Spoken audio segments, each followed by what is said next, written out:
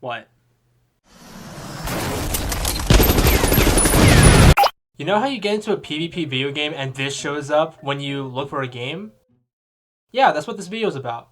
See, all PvP and all multiplayer games online really rely on this thing called matchmaking in order to get you to play with other people around the world using the internet. This matchmaking system either uses an algorithm to find players of equal skill, or just tries to get you in a game as fast as possible. This video can be considered a footnote for this video because a comment brought up a good point. Sometimes it's not the fault of the players for being good at video games, it's the matchmaking system pitting good players against worse ones. And because of this one comment, I went on a journey to learn about matchmaking algorithms in video games and how we could possibly come up with something that would appease everybody. Yeah, that didn't happen. I mean, it sort of happened. I mean, I researched and tried to learn everything that matchmaking had to offer, but like, I couldn't make a matchmaking system that could make everybody happy. I mean, come on, look at me. I'm a 19-year-old YouTuber that makes video essays on video games. You think I have what it takes to make a foolproof matchmaking system? Yes. I know everything. So instead of scrapping at least a couple days worth of work, I decided to at least recycle into something educational that we all can learn from, such as learning certain matchmaking algorithms, how they work, and yeah, that's pretty much it, really. I guess I sorta lied about the title of this video since it's more that I can't make the perfect video game matchmaking system. So if anyone does know how to make a perfect one, I guess I'm just stupid.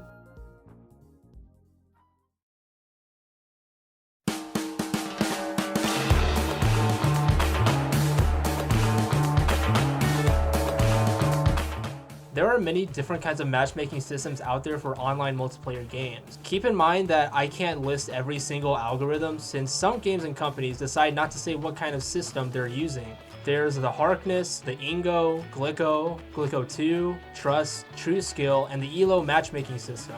I decided to focus all my attention on the ELO matchmaking system since I researched it the most and it's what most are based off of. Most of these systems stem from the ELO matchmaking system considering it's the oldest and it's shown to have the most effective way of pitting two equally skilled players against each other.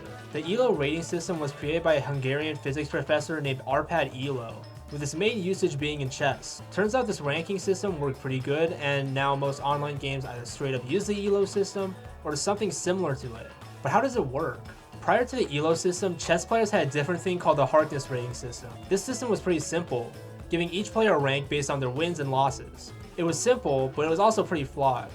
The ELO rating system changes that by taking into account average performance. A player's score is a number, but that number is just how good they are on average. Like, see here, look at this graph. Look at this graph. Look at this graph! A player's performance is on a spectrum, or like a bell curve.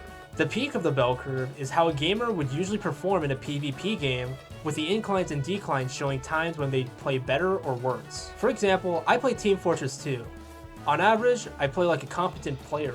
I'll get kills, play objective, and then either win or lose the match depending on how good my team is. Now let's say I had the worst day of my life. Like I had to file taxes, someone siphoned gas out of my car, and I had lunch at 7-Eleven. I probably wouldn't do too well if I booted up some TF2, would I? That would land me somewhere around the lower part of the bell curve. And if I just had the best day of my life, I'd probably do better than usual, landing me around the higher part of the curve. Now things get interesting when we add a second person into this. Ooh la la. ELO matchmaking makes it so that when you play against another person, they'll have some chance of beating you. So, for instance, let's say that my ranking is better than this guy's ranking. They can still technically beat me depending on how well they're doing that day. This really all boils down to probability, or a set percent chance they have at beating me. While I'm not the best at math, the ELO system is capable of calculating the percentages, like how often a player may win against another. The further apart two players' averages are, then the lower the chances are of the lower person winning. With PoorDesign with the ELO matchmaking system, you're still going to end up fighting someone who's on average either more skilled or less skilled than you at this video game. Isn't that unfair?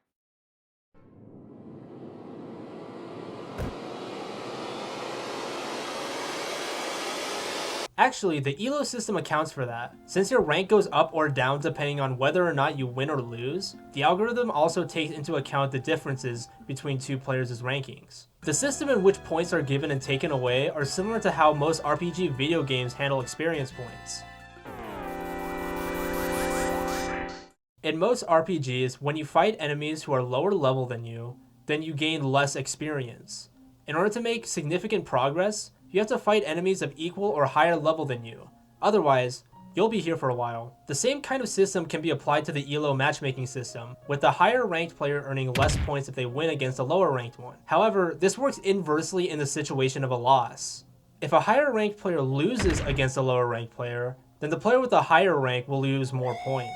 This way, if someone decides to try and increase their rank by solely playing against lower ranks, they have that small chance of losing that minuscule amount of points, and possibly even more. This system can even work in multiplayer settings. For example, a team of 6 players versus another team of 6 players. While all the players each have individual ELO rankings, the system calculates the average ranking of a whole team in order to find another team with similar rankings in order to help prevent easy wins.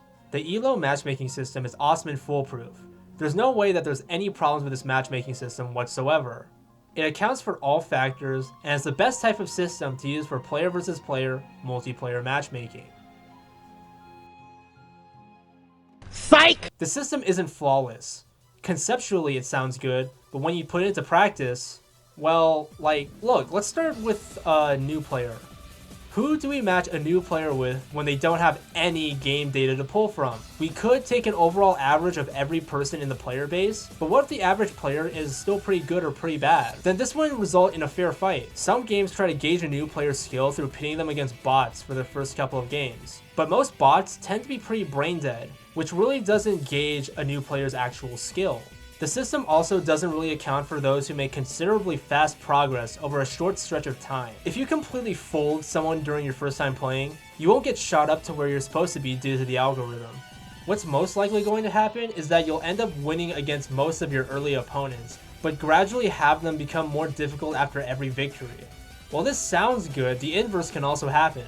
If you're not too good at the given game, you'll end up losing all your early matches until you finally win against an opponent who is generally way worse.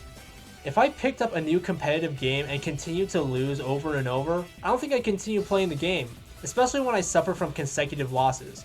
I'd probably think I'm tilting, making my hypothetical rank go much lower than it probably should be. And even though the system can easily match team-based multiplayer groups of equal skill, the distribution of points earned or lost, depending on whether or not a team wins, does not account for each person's effort.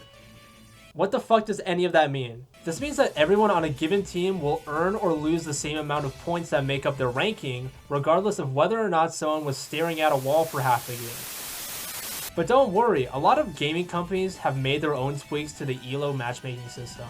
This way, they can tailor it to the games they're in without much difficulty. Difficulty.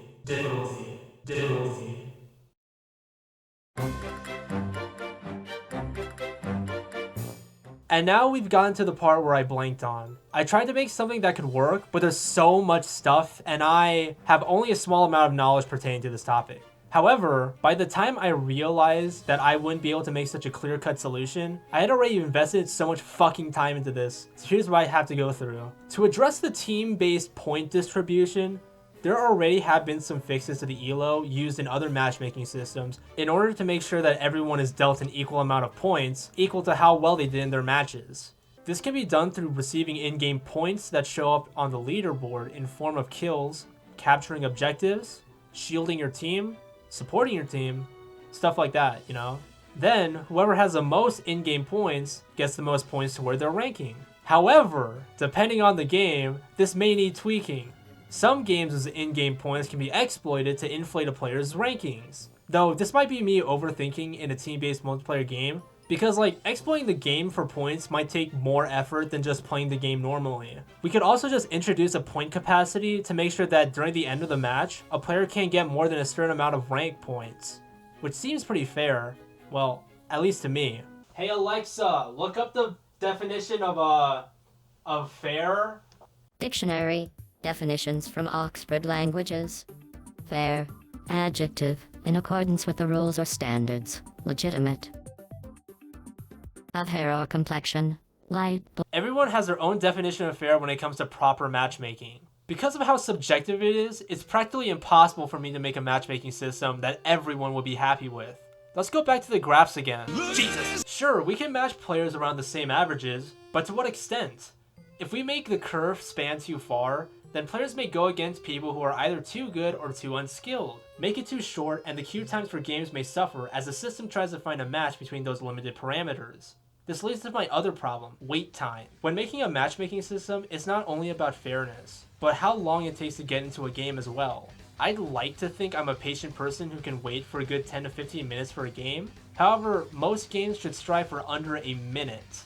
Not to mention that this entire thing relies on having a good player base, which would mostly need good marketing and a good enough game that people decide to stick around instead of making it more of a one and done deal, but I don't want to get into that.